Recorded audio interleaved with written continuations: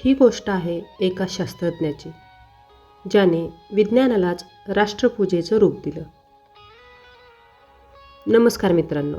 काही व्यक्ती आयुष्यभर स्वतःसाठी काम करतात आणि काही व्यक्ती स्वप्नांनाच राष्ट्रकार्य बनवतात. अग्निपंख या आत्मचरित्रातील आराधना हा भाग डॉक्टर APJ अब्दुल कलाम यांच्या आयुष्यातील असाच एक अतिशय महत्त्वाचा वळणबिंदू आहे. आजचा भाग म्हणजे जबाबदारी, विश्वास आणि भारताच्या संरक्षण क्षमतेकडे घेतलेली निर्णायक झेप. या टप्प्यावर डॉक्टर कलाम फक्त एक शास्त्रज्ञ उरत नाहीत, तर ते दृष्टी असलेले राष्ट्रसेवक म्हणून उभे राहतात. याच काळात त्यांची भेट होते डॉक्टर VS अरुणाचलम यांच्याशी.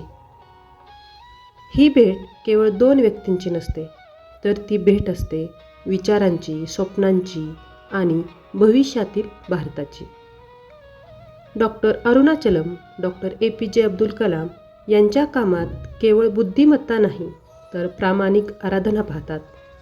राष्ट्रासाठी काहीतरी मोठं करण्याची. डॉक्टर कलाम यांच्या आयुष्यातील 1982 हे ऐतिहासिक वर्ष ठरते.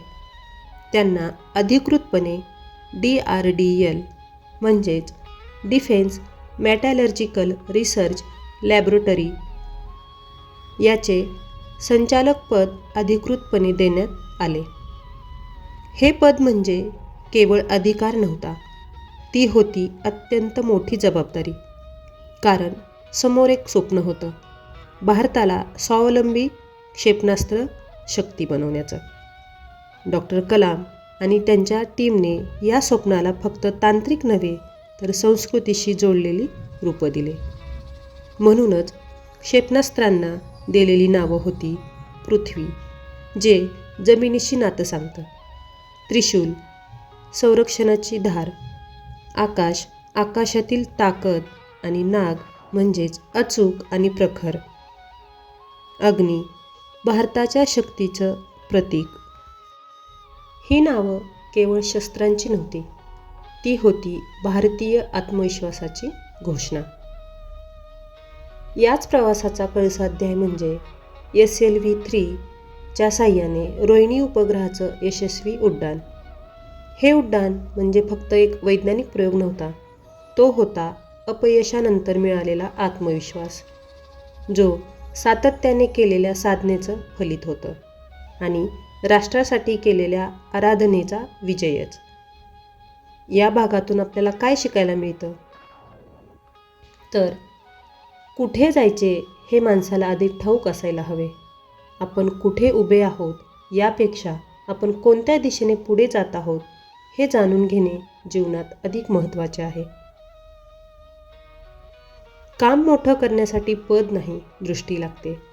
योग्य मार्गदर्शक भेटला तर स्वप्नांना दिशा मिळते. कामाला अर्थ असेल तर थकवा वाटत नाही. आराधना ही देवासाठीच नाही, तर ती देशासाठी, कर्तव्यासाठी असू शकते. डॉक्टर कलाम यांच्यासाठी विज्ञान म्हणजे पूजा होती आणि राष्ट्र म्हणजे मंदिर. मित्रांनो, आराधना हा भाग आपल्याला सांगतो की स्वप्नपूर्तीसाठी आधी स्वप्न पाहावी लागतात. त्यामुळे स्वप्न मोठी ठेवा, काम प्रामाणिक ठेवा आणि उत्कृष्टतेला रोज वंदन करा.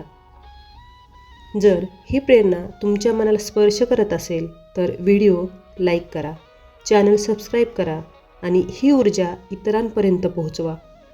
पुढील भागात आपण अग्निपंखातील आणखी एक प्रेरणादायी पर्व पाहणार आहोत. धन्यवाद.